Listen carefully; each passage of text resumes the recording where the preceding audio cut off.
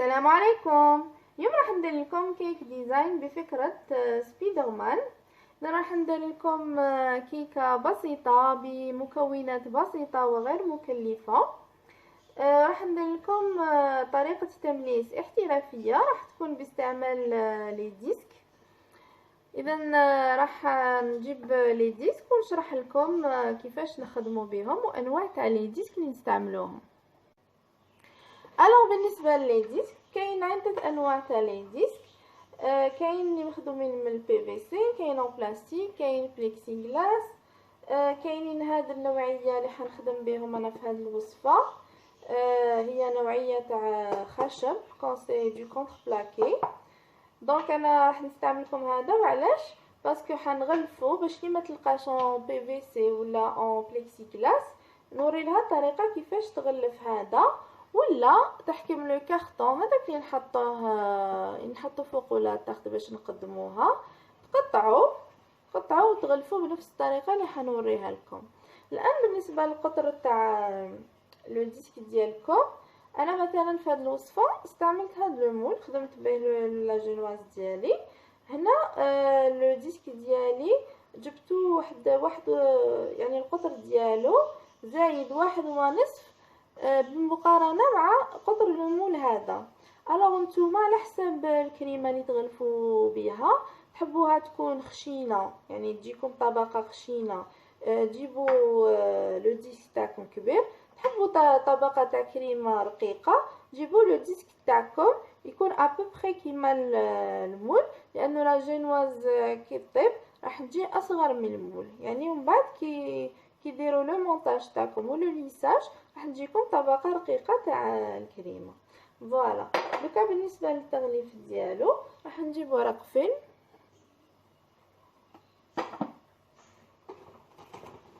راح نحكم قطعه من ورق فيلم، نقطعوها هكذا. من بعد نحكم لو ديسك ديالي كسوا هذا وهذا. وعلاش نغلفو؟ لانه مع الكريمه راح يتشمخ، و افورس نخدم به راح يفسد لي. وبالنسبه للكرتون يعني سي انكور بير، يعني يتشمخ ويقدر مام يعييكم في الخدمه. دونك من الافضل ديروا له حاجز بورق الفيلم. هنا راح نحط لو ديسك ديالي فوق ورق الفيلم، ومن بعد نسحب لي زيكستريميتي هذوما، نسحبهم بطريقه ما تكونش مكرفسه. يعني نحاول كيفاش نطوي، يعني نبليي ونجبد دائما المركز تاع لو ديسك ديالي هكذا. يعني نحاول كيفاش نبليي ونجبد فوالا هكذا. ومن بعد نجبدو مليح هنايا. وانا نحاولوا كيفاش نلصقوا هاد الاكستريميتي مع هاديه باش يتحكم لي مليح. فوالا. ومن بعد نجبدوهم مليح منا، حاولوا كيفاش نملسوهم. ودائما الجهه الملساء هذه اللي كنا حطينا فوقها لو ديسك ديالنا هي اللي راح نحطوها تكون يعني كونتاكت، يعني تلامس الكريمه تاعنا. يعني دائما تكون هذه الجهه الملساء هي اللي نحطوها فوق الكريمه ولا نحطوها تحت لا جينواز. فوالا. اذا راح نجيب بقيه يعني دوزان ونعاود نرجع لكم. اذا هنا راح نبداو عمليه المونتاج وتمليس الكيكه تاعنا. هنا كنت خدمت جينواز، راح نخلي لكم الرابط تاعها في صندوق الوصف. قطعتها على 4 طبقات. هنا عندي كريمه زبده او بالاحرى مارغرين، اللي خدمتها بالمارغرين. هذه خدمتها بمكونين فقط، مارغرين وحليب مركز محلى. راح تقولوا لي حليب مركز محلى ماشي اقتصادي. انا خدمت لكم الوصفه ديالو راهي في القناه ديالي، وراح نحط لكم الرابط ديالها، راح يجيكم باقل تكاليف. اذا هادو هما المكونات الاساسيه، ومن بعد نشوفوا المكونات اللي نسحقوهم في الديكور.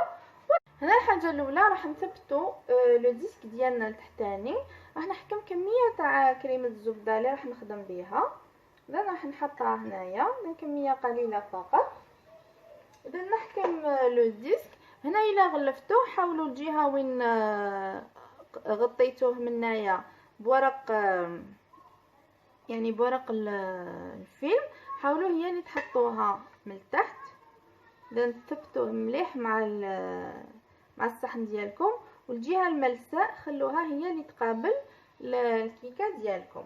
ومن بعد تزيدوا تضيفوا كميه تاع لا كريم او بور ولا اي كريمه، يعني ما يهمش. هنا باش نثبتوا لا جينواز ديالنا مع الديسك تاعنا. وهنا دائما لا جينواز دائما نقول لكم الوجه ديالها هو اللي راح نستعمله كقاعده. من فوالا نثبت مليح هنا لا جينواز. فوالا اذا لا جينواز بيان سور راح تجيكم داخله، يعني لو مول تحسبوا واحد نص سنتيمتر، بصح كي طيبوا لا جينواز راح تجيكم القطر تاعها صغير على لو مول. فوالا دونك هنا راني ثبت الطبقه الاولى، راح نشربها بلو سيرو. هذا السيرو خدمته بكاس سكر وزوج كيسان تاع ما، حطيتهم يغلوا لمده 15 دقيقه. طفيت النار وضفت لهم منكه فراوله عنده لون احمر، لهذا جا اللون ديالو احمر. فوالا وهذا جينواز يعني شربوها قد ما تحبوا، ما تخافوش منها تطيح ولا يعني ما تحكمش روحها. ممكن تحطوها في المجمد ولا كي ديبلاسيوها راح تقعد حاكمه روحها، لانها يعني وصفه مبتكره وتقدروا تخدموا بها كيك ديزاين. اذا راح نحط كميه تاع الكريمه. اذا انا راح نستعمل هنا اون بوش ا دو جوتام. اذا نتبعوا الطريقه كيفاش ندير الكريمه باش تكون متجانسه وعندها نفس السمك كامل، يعني المحيط تاع يعني في كامل المساحه عفوا تاع لا جينواز ديالي. فوالا بهذه الطريقه.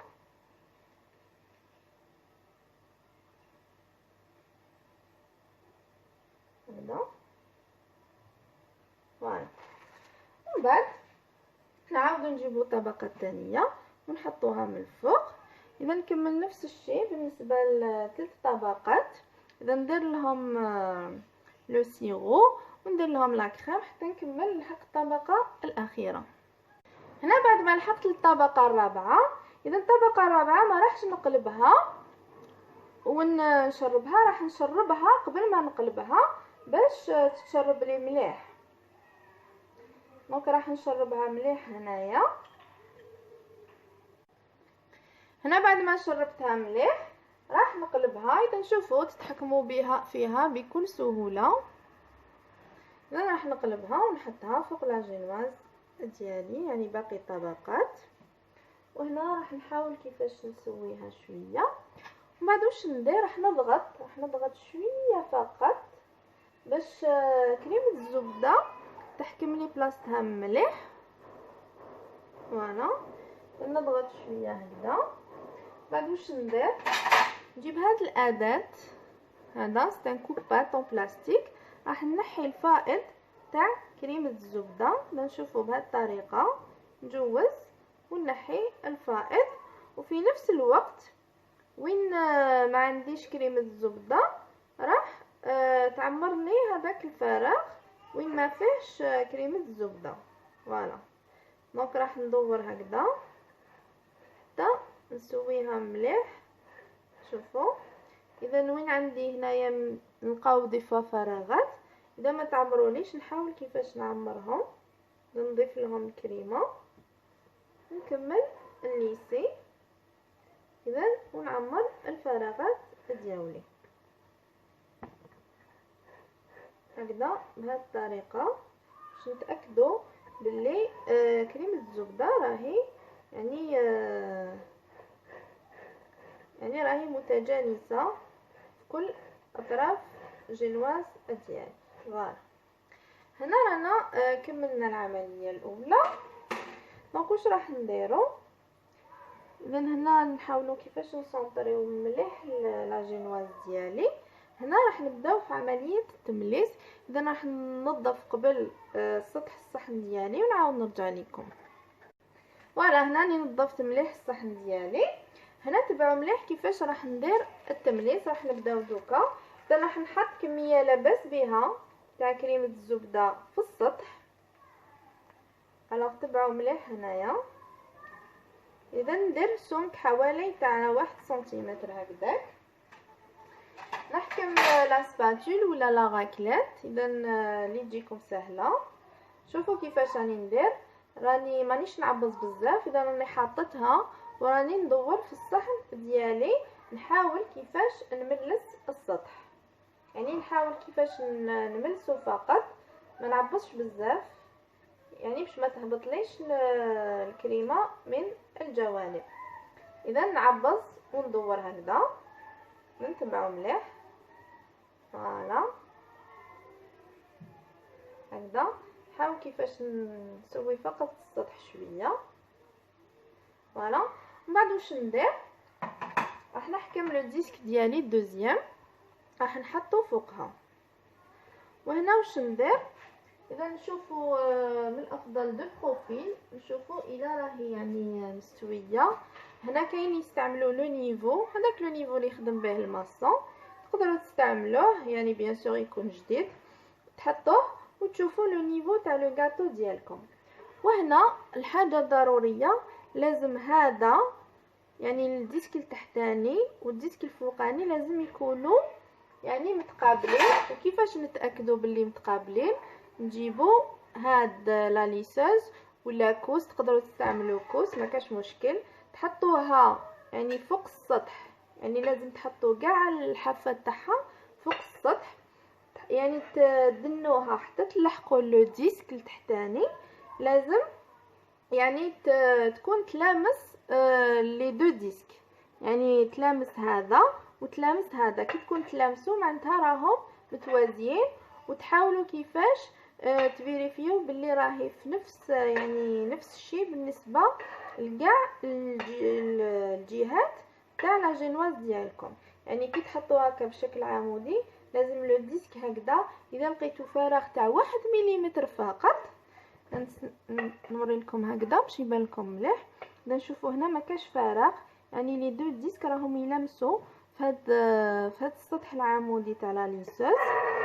يعني نفيريفيو، شوفوا هنا عندي شويه تاع فراغ تاع 1 ملم، نحاولوا كيفاش ندنيو لو ديسك ديالنا باش يلمسها. فوالا ونفس الشيء، اذا هنا راهو ملامس. اذا نقعدوا ندوروا في الكيكات تاعنا ونتاكدوا جيدا باللي راهو ملامس. فوالا اذا هكذا.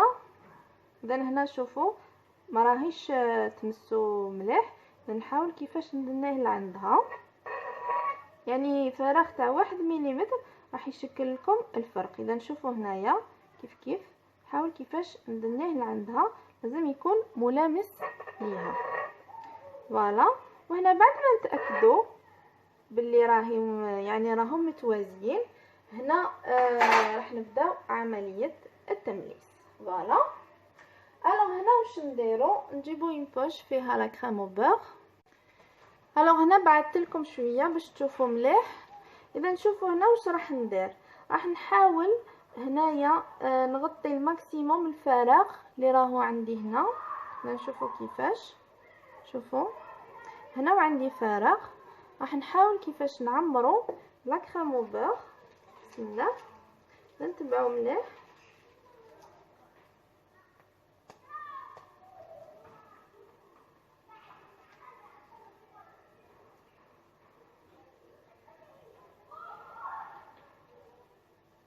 نحاول كيفاش نعمر مليح الفراغ هذاك.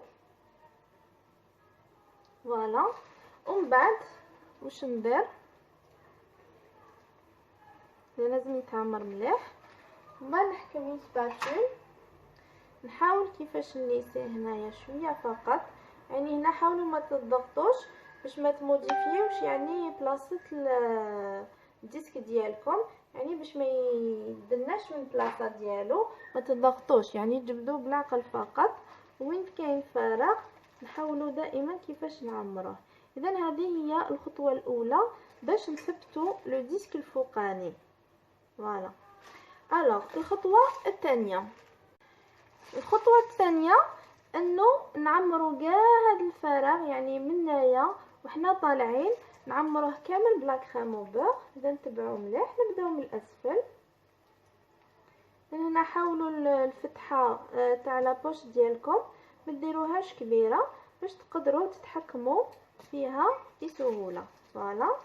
الوغ هنا راح نحاول كيفاش نعمر الفراغ. اذا نبدا بالتحت باش نثبت مليح الديسك ديالي تحتاني ومن بعد نطلع للفوق. فوالا هكذا. اذا انا نخرج، شوفوا كيفاش راني نعبز على لابوش ديالي، الكريمه راهي تخرج في نفس الوقت راني ندور الصحن ديالي. فوالا نعبز مليح باش تخرج لي لا كريم. فوالا اذا نخرج وفي نفس الوقت اذا هنا نحاول نسقمها باش ما تطيحليش. اذا نكمل بنفس الطريقه حتى نكملها للفوق كامل. فوالا اذا نزيد انا كريمه الزبده. بالنسبه لعمليه التمليس هنا راح نوريكم دو ليسوز. كاينه هذه كوبات تكون بيضه تاع بلاستيك، وكاينه هذه تاع الحديد. لاحظوا تاع الحديد هذه الحافه تاعها التحتانيه تكون عريضه، وهذه راح تعطيكم النتيجه اكثر دقه باش تكون عندكم زوايا قائمه في الكيك ديالكم. الوغ انا راح نوريلكم بالبيضه كيفاش يعني تخدموا، وراح نوريلكم بتاع الحديد واش تشوفوا لا ديفيرونس وين راح تكون.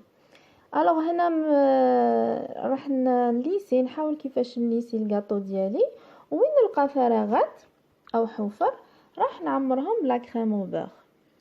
وبالنسبه لا كريم او بور هادي ولا يعني اي كريمه تحبوا تلونوها، من الافضل تستعملوا ملون جل، سورتو الا حبيتوا يعني اللون يكون غامق بزاف. فوالا لان الملون بودره يكون فيه نسبه تاع الملح. الوغ هنا جبت لكم لا ليساس الثانيه. هنا واش راح ندير كيما درت الاول، راح نحاول نوازي لي دو ديسك لانه بعد ما خدمت يكونوا بوجاو بلاصتهم شويه. اذا نحاول كيفاش نوازيهم بنفس الطريقه كيما درت يعني في الاول. وهنا راح تشوفوا لا ديفيرونس بين هاد لا ليسوز ولا ليسوز الاخرى. الوغ هذه تتحط يعني كامل فوق الصحن، وهنا شوفوا كي نحطوها، شوفوا هنا دورت لكم راك تلاحظوا واحد الفراغ. اذا هذاك الفراغ لازم يتعمر، ما لازمش يكون. اذا بالله ليسوز الاخرى كم الحافه تاعها التحتانيه صغيره ما نقدروش نتحكموا فيها مليح، درت هذاك الفراغ. ولكن مع هذه يعني ما راحش يكون معنا فراغ. اذا باش ما ديروش دوبل طرافاي حاولوا كيفاش تبداو مباشره يعني بلا ليساس تاع الحديد. الوغ هنا راح نعمر هذاك الفراغ، نعاود نليسي. الوغ عمليه الليساج عفوا عمليه متكرره، يعني تعمروا الفراغات وتليسيو الجوانب حتى يكونوا عندكم حواف حاده. وهنا بالنسبه للطوغ الاخير حاولوا ما تحبسوش لا ليساس ديالكم، يعني سيو ديروا ان طوغ بلا ما تحبسوا باش ما تخليلكمش خطوط في الكاطو تاعكم. وهنا راح نحط الكاطو ديالي في المجمد، يعني ماشي ثلاجه، في المجمد لمده 3 ساعات ونصف باش من بعد كي نجي نخدم الديكور ديالي نخدمه بعقلي. فوالا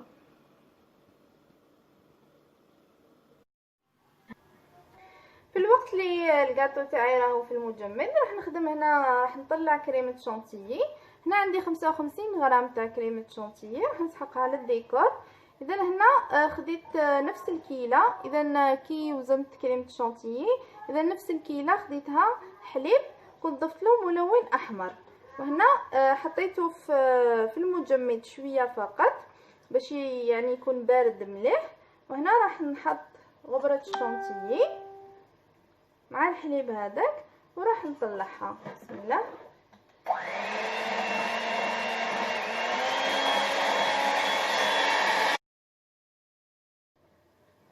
هنا بعد ما طلعت لي مليح لاحظتها باللي راهي ورديه شويه ونحبها شويه حمراء. راح نضيف لها كميه قليله تاع الملون. انا هنا استعملت ملون جل، اذا هو اللي ضفته في الحليب في الاول، ولكن ماشي جل فريمون، يعني شويه سائل. كاين يعني نوعيه افضل منه في السوق. اذا راح نخلطها.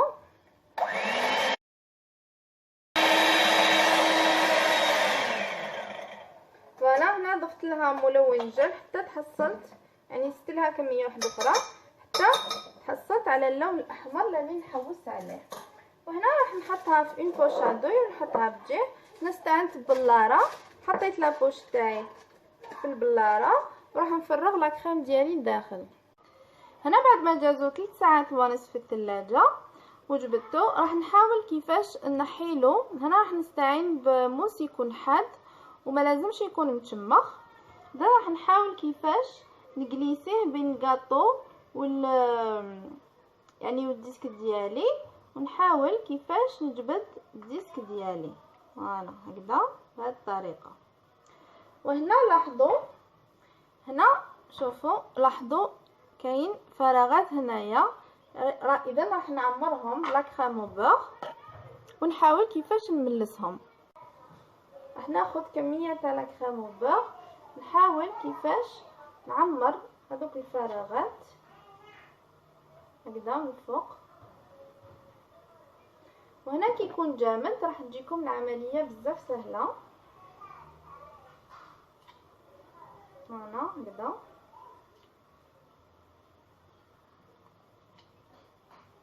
نحاول نعمر كاع الفراغات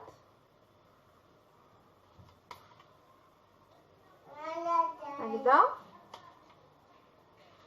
فوالا هكذا. بعد ما عمرت الفراغات راح نعاود نليسي هكذا بوسيطه لا سباتول فوالا ندورو. اذا نعبز بالعقل وندورو ونجيب نعاود نجيب الكوبات تاعي. اذا لا ليسوس هنا من الافضل نستعمل تاع البلاستيك. اذا نحاول كيفاش نليسي هنايا، نحي هذوك الاطراف ونعاود نجيب هذوما لهنا فوالا. ودائما نحاول كيفاش نمسح الزائد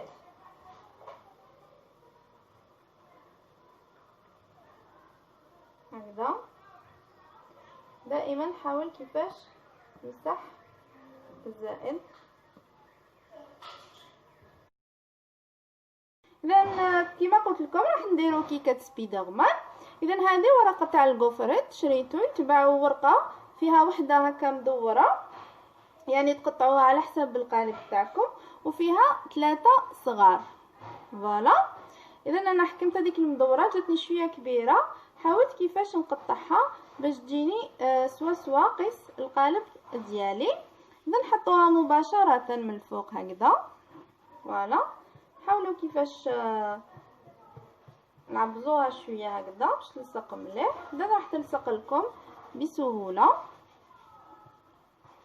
فوالا. اذا هذه بالنسبه للجهه العلويه. اذا شوفوا قطعتها يعني سوا مع سطح القالب ديالي فوالا. وهنا كنت خدمت هذوما من قبل. اذا راح نخلي لكم الرابط تاعهم، راح ندخلهم هنا، يعني راح نزين بهم، يعني راح نشكهم هنا في الكيكه. اذا ما نعرف لا يبان لكم، اذا راح نهبط لكم فوالا هكذا يبان لكم خير. اذا راح نشك 3 هنايا. انا خدمت 3. اذا ما راحش نديرهم بنفس الارتفاع، راح ندير وحده هابطه وزوج طالعين فوالا. راح نديرهم هكذا بهذا الشكل. اذا هذا يقعد يعني حاجه ذوق فوالا هكذا فوالا. من بعد واش راح ندير، عندي انا هديه صغيره راح نحاول كيفاش نلصقها هنايا. نحاول نضغطها هكذا، راح نديرها هنايا في الجهه. اذا نعاود نطلعه لكم باش تشوفوا فوالا. راح نديرها هنا. اذا هنا نحاول نضغط مليح باش تلصق لي مع كريمه الزبده. اذا بالنسبه لكريمه الزبده هذه تقدروا ديروهم بعد تغلفوا بعجينه السكر فوقها. وشنو حطوا برك الكيكه تاعكم في المجمد، يعني من الافضل ليله كامله باش كي تخدموا عجينه السكر تخدموها بعقلكم ما راحش تنطلق. وهنا عندي هاد الشبكه اللي كنت خدمتها بالشوكولا. اذا نفس الشيء راح نخلي لكم الرابط تاعها، راح نحطها هنايا، نحاول كيفاش نلصقها هنايا. فوالا، يعني تزيين بسيط. ونكمل نزين يعني السطح. راح نضيف الشمعة يعني تاع على حسب يعني السن تاع الطفل، راح نحطها هنا في الوسط. نحاول كيفاش ندخلها هكذا. فوالا فوالا. وهذه عندي كريم شانتيلي كنت طلعتها مقبل معاكم، راح نديرها ساير داير. بسم الله، نتبعوا معايا كيفاش راني ندير. نخرج هكذا ونهبط للتحت. اذا حتى نكمل كاع لو تور تاع الكيكه تاعي. وهنا راح نحطها فوق الكرتونه هذه باش نكمل لها عمليه الروتوش الاخير تاع التزيين. فوالا، وهنا بعد ما كملت حطيتها فوق هذاك الطبق. اذا بقات لي وحده هذه راح نحطها هنايا تاع الشبكه. وهنا راح نكمل نزين. اذا راح نكبر لكم باش تشوفوا مليح. اذا راح نكمل نزين هنا. بسم الله. اذا بنفس الطريقه كما درنا الفوق.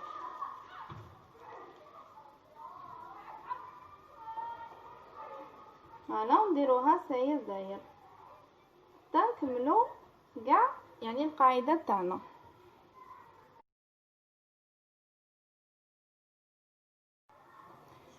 وهنا نكونوا كملنا تزيين الكيكه تاعنا تاع سبايدرمان. اذا راح ننظف هنايا الحاله ونوريها لكم واجده معنا. هاي لك الكيكه تاع سبايدرمان حاضره معنا. شوفوا كيفاش تجي من الفوق، شوفوا كيفاش تجي من الجنب. انا هنا فقط بالنسبه لي تيج هذوما كنت نحيتهم عاود نقصت لهم في الطول باش تجيكم يعني الصوره مليحه والكيكه تبان لكم مليح، لانه خداو بزاف مكان يعني في الصوره. وبالنسبه لهاد لا ديكوراسيون اللي كنت درتها لكم بالشونتيي كنت ما وريت لكمش لادوي يعني اللي استعملتها. اذا هذه هي لادوي. اذا تجي مسننه والاسنان رايحين قباله وتجي صغيره تعطيكم هذاك الشكل. اذا نتمنى الفكره تاع اليوم تكون عجبتكم. الى اللقاء في وصفات اخرى ان شاء الله.